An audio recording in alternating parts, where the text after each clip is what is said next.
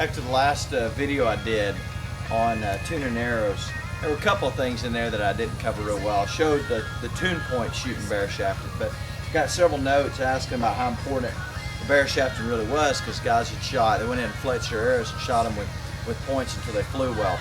Well, I showed you bare shafting with 200 grain points and showed you how well they grouped and how well they'd shoot.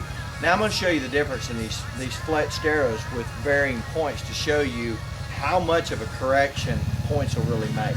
This first arrow, that's a 250 grain point. We're shooting at 28 yards. Aim at the, I'll aim right down the center there. We'll see what they did.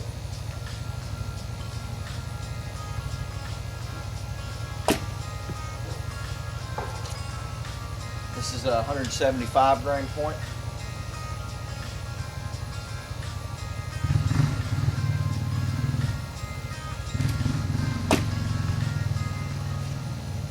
It's a 125 grain point.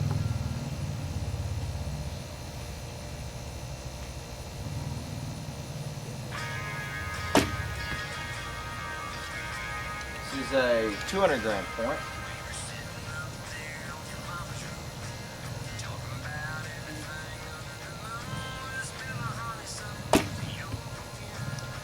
And this is a 75 grain point.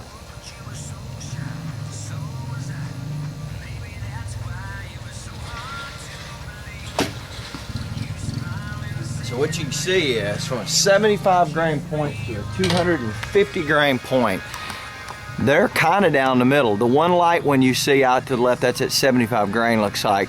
But up and down, those feathers brought them back in line. Those are right helical feathers, so they're spinning pretty good, and it got them back in line. So you can see that from 75 all the way to 250 grains, you may have an arrow that is not tuned great, but the feathers are correcting for it. So if you bare shaft tune it, you're going to see the drastic difference. Now I've already showed in the other video the bare shafting with the 200 grains, which are tuned for this.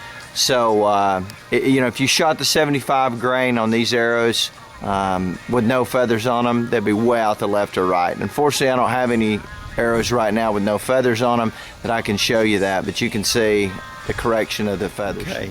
I'd say the majority of people tune at 15 to 20 yards, so let's shoot at 15 yards and see the difference in these arrows and what they do. If you fletched them up first and came out with any array of points, here's the 125.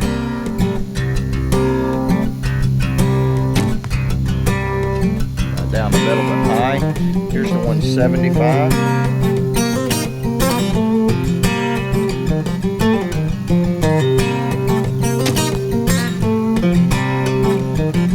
Here's the 200.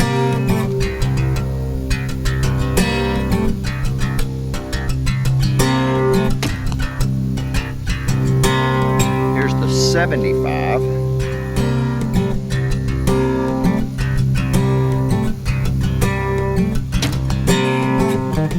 Here is the 250.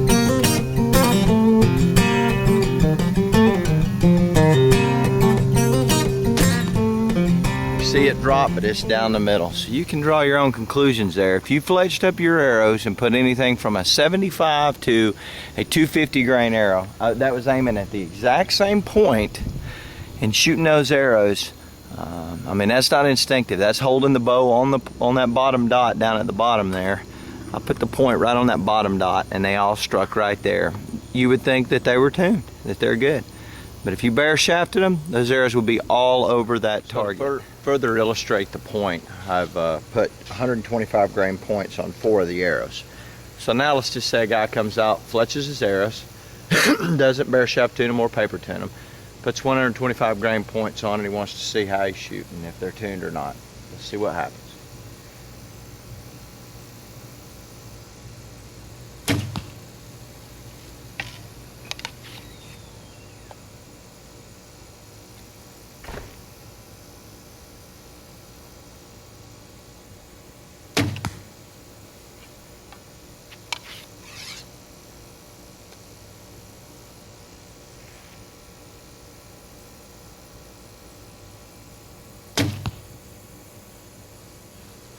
Lost my concentration.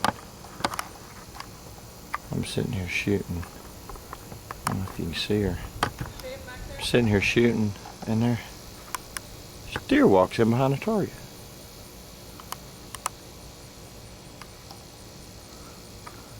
See?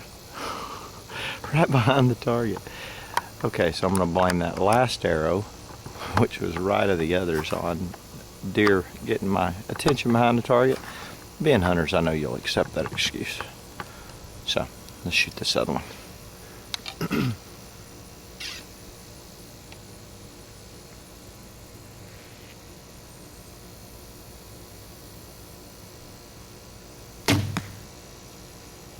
Okay, so if you came out here, the group on the upper left's pretty good. That one's bad. Now they're out the left, and they should be because they're a little bit weak. But if you're not aiming at something, you're shooting instinctive, then you could be correcting for that. Now let's change the point weight. Note how knock left this arrow flies. These are the same two arrows, but bare shafted, that I just shot in the previous group. Here's another.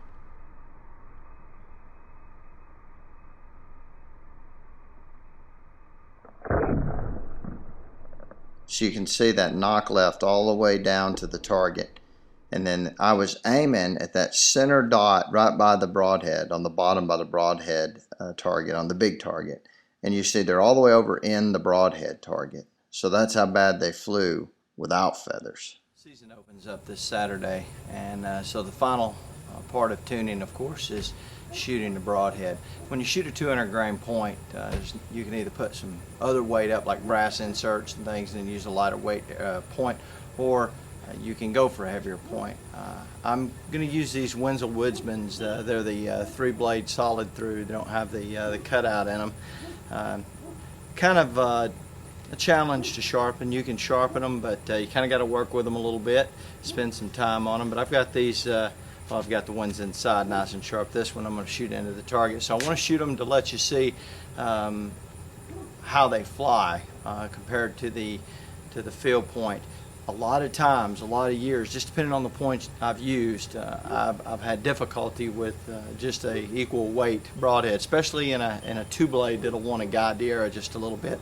So I always shoot these, make sure that they're flying where I want them to.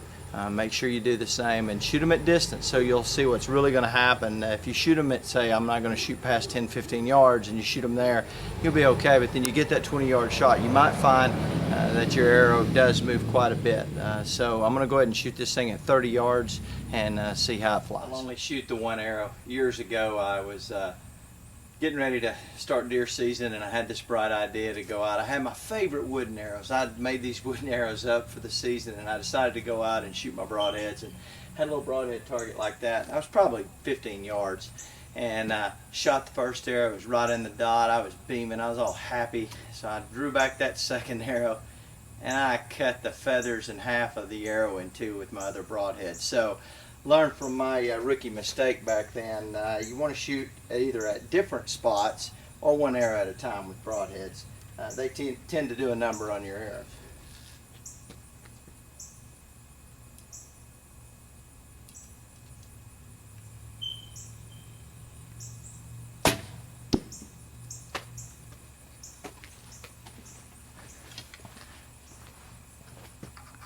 Kind of moved the target a little bit, but it seemed to fly just fine. Hey, I'll take that at 30 yards, right on top of the spot there. I was aiming at that center one. So, not bad. Good flight. I didn't see any drifting or a wiggle as it went.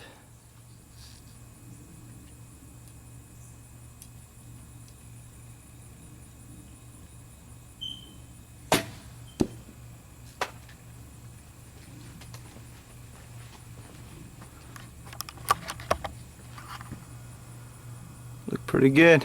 That's the second one, so they're both within a couple of inches at 30 yards. Good flight. I think I'm going to go with it.